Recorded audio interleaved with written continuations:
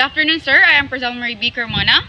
And I am Christian Aaron Escoberia. So for today, we already have observed the two ecosystems, which are the swamp and the... Grassland. And now, we will be answering the following questions. So first question, what is the importance of swamps and grasslands in the ecosystem? Swamps, also known as wetland ecosystem, plays an important function by offering a unique habitat for a variety of plant and species that are adapted to living in or near the water. Swamps are also important for water filtration and flood control by absorbing and storing excess water during heavy rainfalls. Subsequently, during drier period, the water stored in the swamps helps to help the rivers flowing. It is also vital as it acts as a carbon sink, which helps to alleviate the climate change. Grassland, on the other hand, or also considered as the terrestrial ecosystem, is important because it supports a range of living things such as pollinators that are important for agricultural production. Moreover, the roots in the grasslands of the plants plays a crucial role in storing large amount of carbon in the soil, thereby contributing to the global carbon cycle. Furthermore, grasslands help to maintain soil health and prevent soil erosion by providing a stable and protective cover through their root and ecosystems. Question number 2. Explain the Earth's life support system present in swamps and grassland. The Earth's life support system present in swamps includes: first is the hydrosphere, which is the wetland that helps in water regulation by absorbing and storing water during rainy season or drier period. Second is the biosphere. Swamps are home to a diverse range of plants and animal species. Swamps are particularly important for supporting aquatic plants and animals. Moreover, it also has the process of nutrient cycling. Say for example, swamp is an excellent carbon storage system. They absorb carbon from the atmosphere and store it in the soil and plant material, helping it to mitigate climate change. Third is the atmosphere. This means the oxygen production which are released by plants here in the swamp. On the other hand, the Earth's life support system present in grassland includes: first is the geosphere, the land or soil which provide a fertile soil that supports a wide range of plant and animal life. The soil in this ecosystem is rich in organic matter, which provides essential nutrients for plant growth. Second is the biosphere. Just like swamp, grasslands are home to a diverse range of plant and animal species.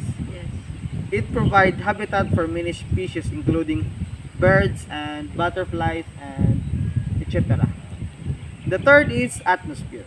Plants in grasslands are important producers of oxygen through photosynthesis, which is essential for all life on Earth. Thank you. Now we will be proceeding to question number 3. What major components of an ecosystem have we observed in swamps and grasslands? So, swamps and grasslands are complex ecosystems with many interdependent components. Both has different biotic and abiotic elements. So in swamp, we have observed different kind of species and plants there, right?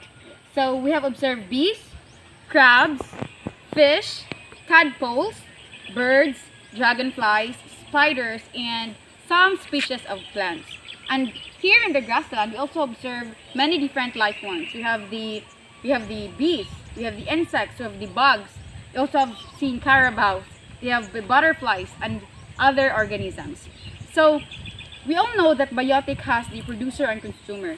For the producer, we have in the swamp area, the producers are the fishes.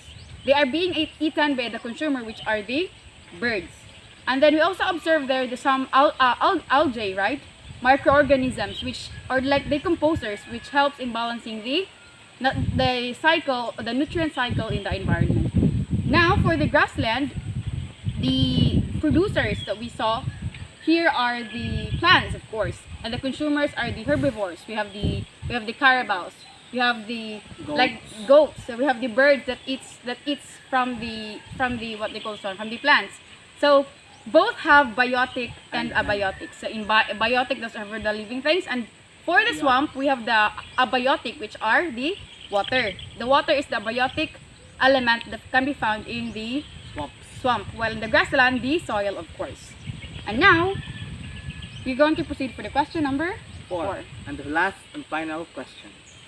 So why do you think swamps have higher net primary productivity or NPP than grasslands? So swamps have higher net primary productivity or NPP than grasslands because swamps have access to more water and nutrients, Yes. creating a more fertile environment for plants to grow. Additionally, the slower moving water in swamps allow for the accumulation of organic matter, which further enriches the soil and supports a diverse ecosystem of plant and animal life. Yes. In contrast, grasslands are typically drier and have less organic matter, limiting the growth of vegetations and reducing overall NPP or primary productivity. Thank you. So, once again, that is both our observation from this activity. I am Criselmer Camana. And I am Christian Aaron Esclaveria. Thank you so much. So much.